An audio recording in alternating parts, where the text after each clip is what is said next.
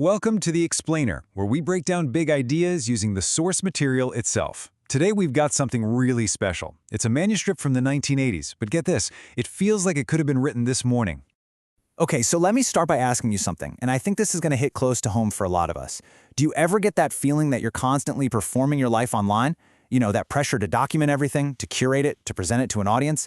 It's this weird, modern kind of exhaustion, right? But here's the wild part. This feeling, this very modern anxiety, it's not new at all.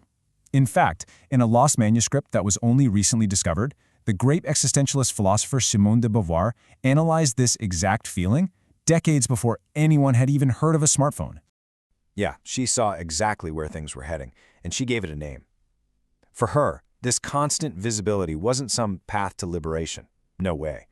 She argued it was something way more insidious. A new and really powerful way of being turned into an object, even if we're the ones holding the camera. So this brings us right to her first big concept, a powerful metaphor for our digital lives that she called the crystalline prison. And at the very heart of this prison is a paradox. De Beauvoir was watching young people documenting themselves just endlessly, broadcasting every single moment, and yet she saw them feeling more disconnected and more invisible than ever before. Does that sound at all familiar? It's a prison made of glass. The walls aren't built of stone or steel, they're built from the very act of being seen. That total transparency, that constant performance, that's what keeps you locked inside. Now, de Beauvoir was really careful to distinguish this from that classic philosophical idea of the look, which was famously described by her partner, Jean-Paul Sartre.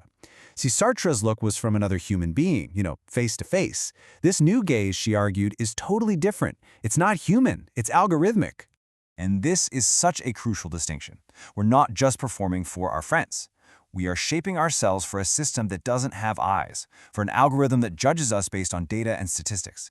And that abstract gaze puts a very real pressure on how we live our lives. So this idea then builds into an even more powerful model of modern surveillance, which she called the inverted panoptica. To illustrate what she meant, de Beauvoir tells this story that she found deeply disturbing.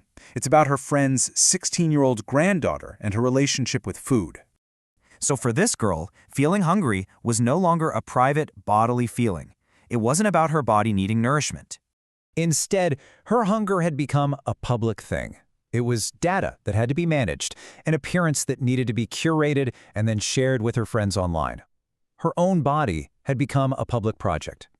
And this observation led her to this absolutely brilliant update on another philosopher's big idea, Foucault's panopticon.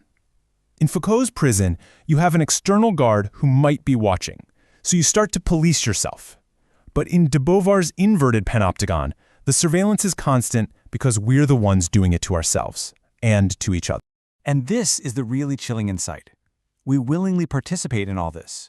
The line between the jailer and the person in jail just completely dissolves because that judging eye becomes a part of our own consciousness.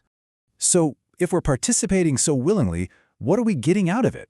I mean, is this technology a tool for real connection, or is it just a new, more subtle kind of control?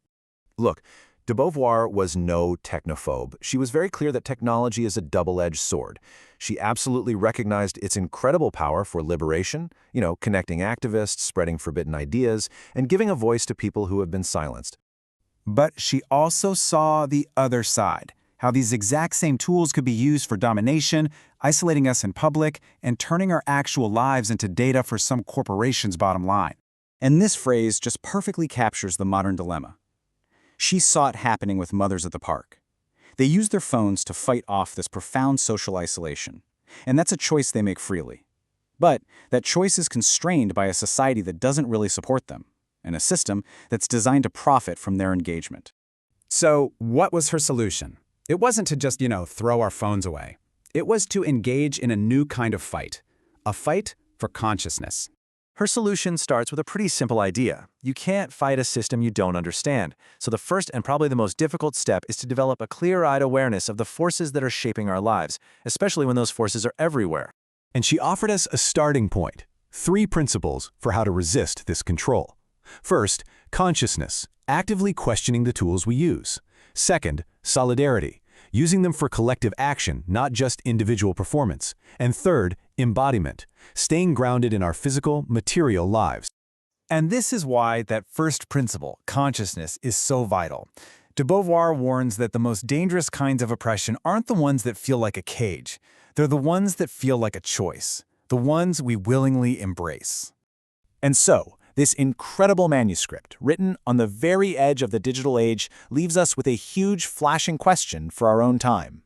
In a world where our very sense of self is performed and monetized, what does it even mean to be real? It's a challenge that is more urgent now than ever.